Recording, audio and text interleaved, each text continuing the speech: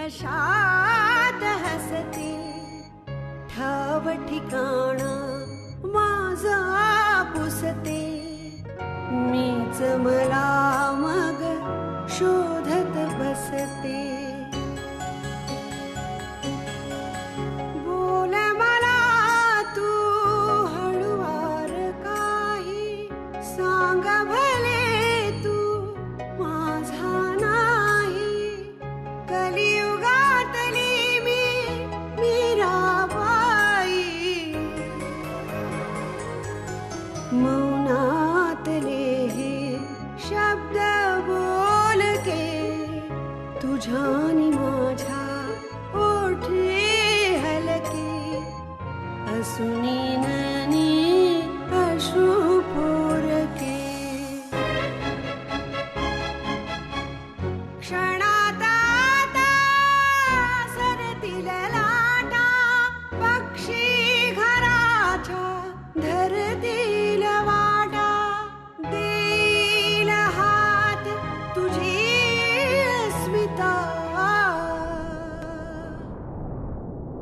अस्मिता अस्मिता अस्मिता. आपल्या रूमच्या बाहेरची तेजू वेगळी आहे. ती तेजस्विनी जहागीरदार होते. एक वेगळाच मुखवटा धारण करावा लागतो. तुम्ही ज्यांची हितचिंतक आहात ना त्या आमच्या जहागीरदार घराण्यात. तो जहागीरदार म्हातारा गेला की काय रे? तेजूचं म्हणणं हळूहळू पटायला लागलंय मला. रात्री तू आला होतास तेव्हा तुझं म्हणणं शांतपणे ऐकून घ्यायला हवं होतं मी. पण जे घडतंय ना ते मी रोखू शकत नाही. पण ही सगळी जादू कशामुळे घडते रे? माझे भाऊ घराबाहेर काय करतात ह्याच्याशी माझं काही एक देणं घेणं नाही, पण ते घरात असताना घराच्या मर्यादेत असतात. तू जहागीरदारांचा जावई झालास ना तरी त्यांच्याकडे काम कर असा आग्रह मी मुळीच करणार नाही. तो निर्णय सर्वस्वी तुझा असेल. बाबा चांगले वागायला लागले तर मला चुकल्यासारखं वाटत होतं. Thank you thank you very much.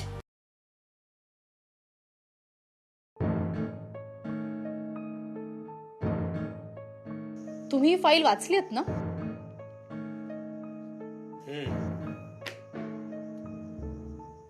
वाचल्यावर असं लक्षात आलं की समोर अंधार आहे. गच्च मिट्ट अंधार. इतका की गुन्हेगार कसा शोधायचा हाच मोठा प्रॉब्लेम आहे. त्यामुळे आपल्याला कोणीतरी फसवलंय हे निश्चित, पण कुणी? केस नेमकी कोणावर करायची? आपण केस विड्रॉ करूया.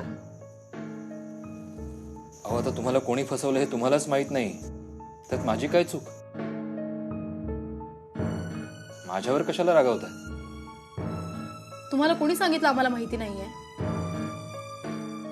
या सगळ्या कारस्थानामागे एकच माणूस आहे आणि तो म्हणजे संग्राम थोरात. असा तुमचा नुसता संशय आहे, कारण तुमचं संग्राम थोरातांबरोबर जुनं शत्रुत्व आहे म्हणून. संग्राम थोरातांनी तुम्हाला वेळोवेळी सापळ्यात पकडलंय म्हणून. आमचा नुसता संशय नाहीये, आम्हाला पक्की खात्री आहे. हा म्हणजे कोर्टात सादर करण्या एवढे सबळ पुरावे नसतील आमच्याकडे, पण संग्राम थोरातवर संशय येण्या इतपत धागेदोरे नक्कीच आहेत. नुसत्या धाग्या दोऱ्यांवरून संग्राम थोरातांना कोर्टात खेचता येणार नाही आपल्याला. त्यांना शिक्षा झाली पाहिजे, आपल्याला नुकसान भरपाई मिळाली पाहिजे. मग काय संग्राम थोरातला त्या धागेदोऱ्यांसकट मोकाट सोडून द्यायचंय का? प्रकरणाची पाळमुळे शोधायला नकोत? हवीत ना, पण हे काम माझं नाही, पोलिसांचं आहे. सॉरी, जरा स्पष्ट बोलतो, नंतर गैरसमज नको. फॉर युअर काइंड इन्फॉर्मेशन, या केसचा अभ्यास केल्यानंतर मी संग्राम थोरातांचा स्टडी केलाय. चक्क तुमचा मोठा धीर त्यांना जाऊन मिळाला होता. आय माइंडेड होता, पण आता तो घरी परत आला. वडिलांबरोबर तात्विक मत सॉरी, वडिलांबरोबर नाही, भावाबरोबर. माझी इन्फॉर्मेशन करेक्ट आहे? त्याने काय फरक पडतो? कोणाबरोबर तात्विक मतभेद झाले होते त्याने काय फरक पडतो? सत्य एवढंच राहतं की भांडण झाल्यामुळे तो घर सोडून गेला होता आणि आता तो घरी परत आलाय. That's it. नेमका त्याच वेळी या कट कारस्थानाचा डाव खेळला गेला असा. सांगायचा मुद्दा एवढाच की आपल्यापैकी कोणीतरी त्यांच्या बरोबर असावं, आणि म्हणूनच संग्राम थोरातांवर आपण केस करू शकत नाही. नाही म्हणजे मला तसं म्हणायचं नव्हतं. तुम्ही माझ्या बोलण्याचा विपर्यास करता.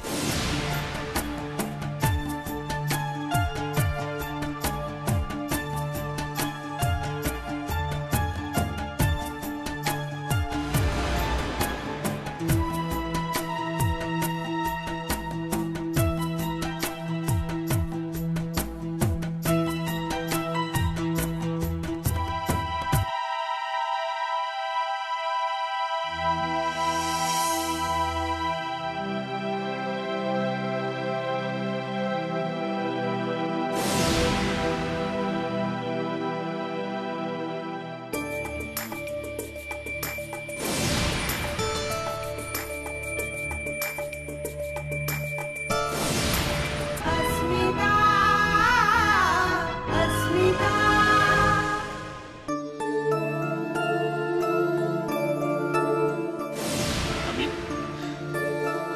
मी तू आलीस.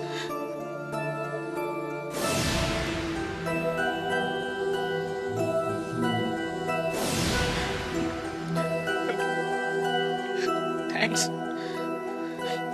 स्वतःहून आले नाही, पाठवलंय.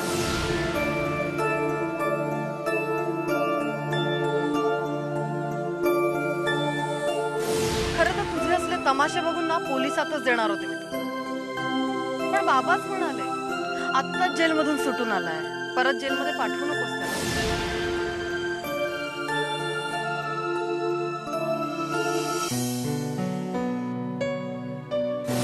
एवढं हर्ट होईल असं नको बोलू यार, प्लीज. जेलमधले दिवस आठवले की अंगावर काटा उभा राहतो. मी रडणं बंद कर तुझं. तुझ्या रडण्याला भीक घालणार नाहीये मी.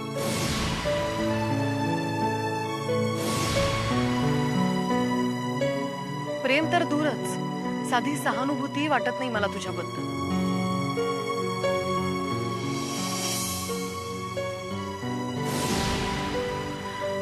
तुझ्या गुन्ह्याला क्षमा नाही. आम्ही मला मान्य की मी तुझ्याशी खोटं बोललो. मी सांग, लाज वाटते मला, लाज वाटते मला माझी.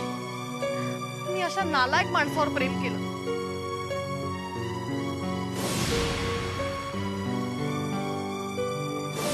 मी प्रामाणिकपणे माझी चूक कबूल केली आहे, आणि ती मनापासून मला तुझ्या समोर कबूल करायची होती, म्हणून तुला मी फोन करत होतो. मला असा भेटण्याचा प्रयत्न करू नकोस आणि मला फोनही करू नकोस.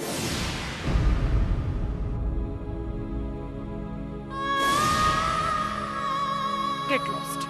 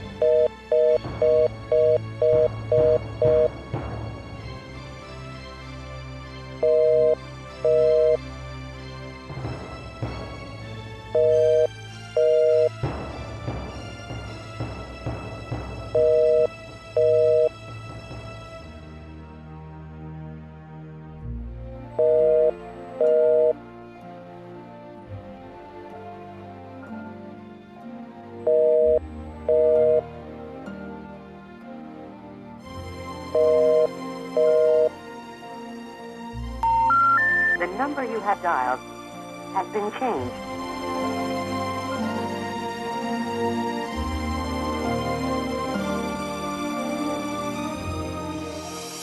काला कौवा काट खाएगा सच बोल ये काला कौवा काट खाएगा काला काला काला काला काला काला कौवा काट खाएगा सच बोल काला कौवा कौवा भाई अरे कौवा भाई किधर गए कौवा भाई कौवा भाई कौवा भाई अरे कौवा भाई अरे हाँ कौवा भाई आलो आलो आलो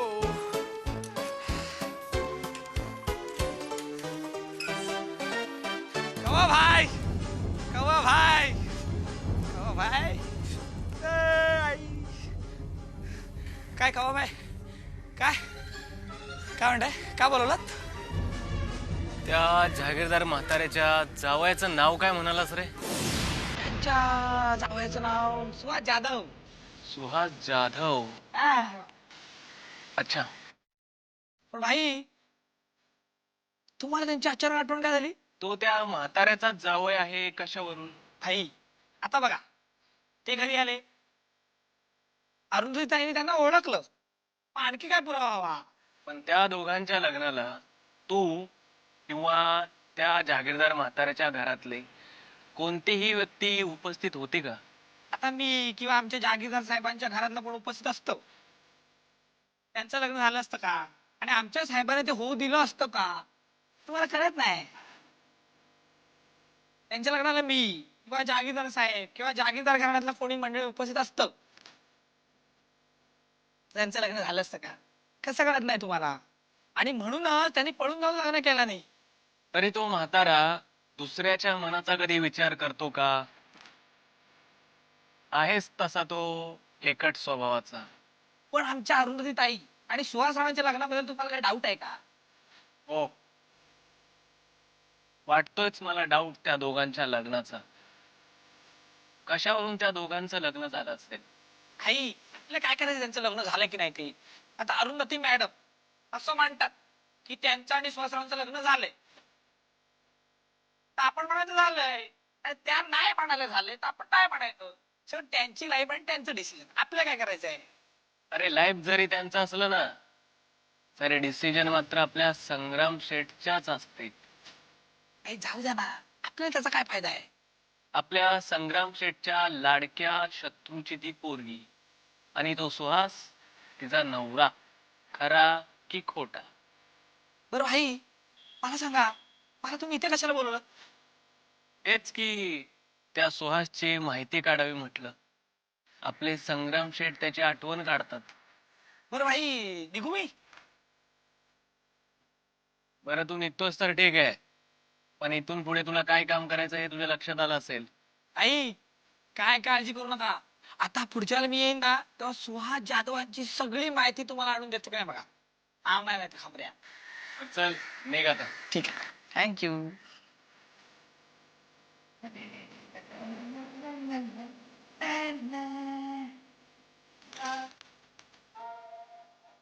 ए खबऱ्या, ही सायकल घरातनं नाही घराच्या बाहेरनं न्यायची. विसरलोच.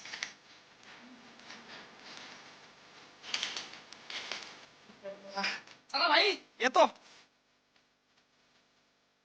जय हो.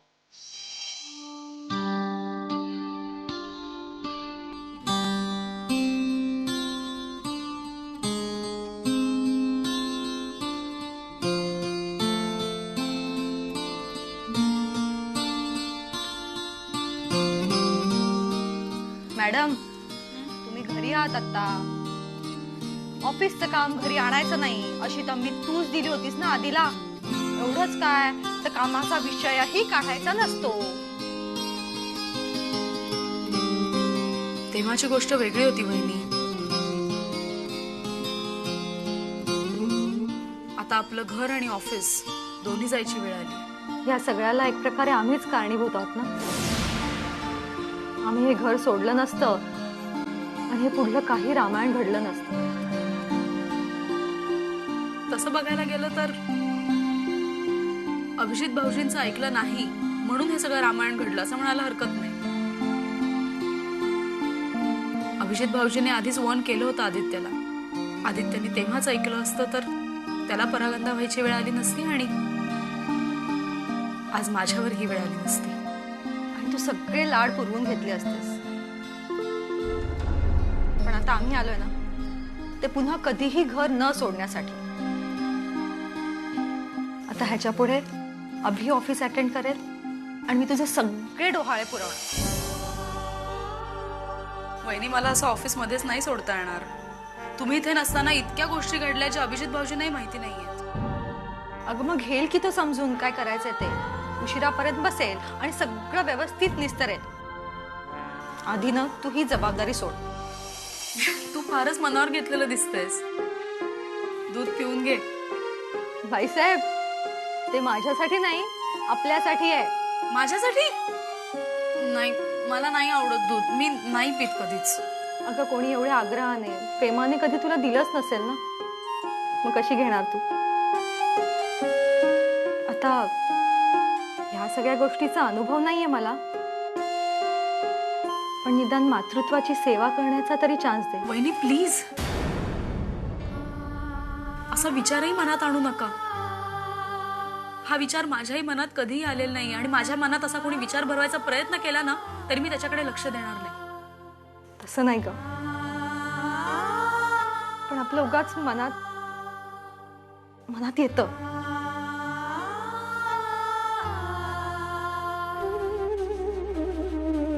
मीही अशी. बहिणी माझ्या बाळाला कुणाचीही नजर लागणार नाहीये. तुम्ही उगाच काहीतरी मनात विचार आणू नका. दृष्ट लागली तर ती माझीच लागेल. आणि म्हणूनच ना आता ही तुझी दगदग थांबव.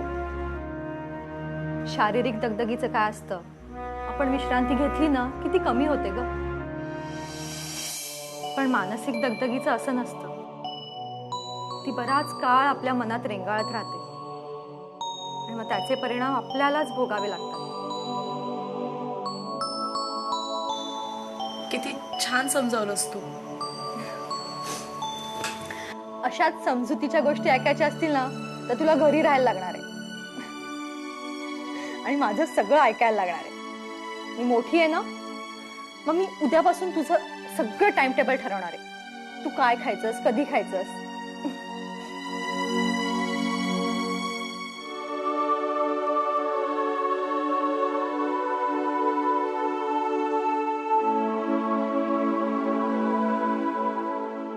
मग घे दूध पी बरं आता आणि नाही म्हणायचं नाही. माझं ऐकणार आहेस ना पटकन पिऊन टाक.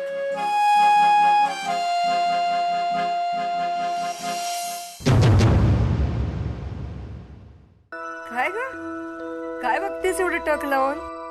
तुझ्याकडे बघते. मी घराच्या उंबरठ्या बाहेर पडले नाही म्हणून काय झालं. अगं सुरुवातीची बरीच वर्ष घर आणि संसार या दोन्ही धुरा आम्ही दोघांनीच व्यवस्थितपणे सांभाळल्या. तेजू मॅडम म्हणजे त्या म्हाताऱ्याची सून आदित्यची बायको. त्याच अगं त्या जहागीरदारांच्या पार्टीमध्ये मीच पाठवलं होतं तुला. तिथलं काम झालंय आता चल आपल्या पार्टीमध्ये ये. आपल्या संग्राम शेठ बद्दल जो कोणी वाईट बोलतो ना त्याची जीभ कापतो आपण. कळलं का. सॉरी भाई पण जे घडणार आहे ते मी रोखू शकत नाही.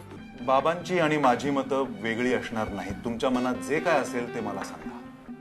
आणि जरी आमची मतं वेगळी असली ना तरी ती वनिता आता ज्या जागी तू आहेस ना तिथे मीच तुला नेऊन बसवलेली आहे.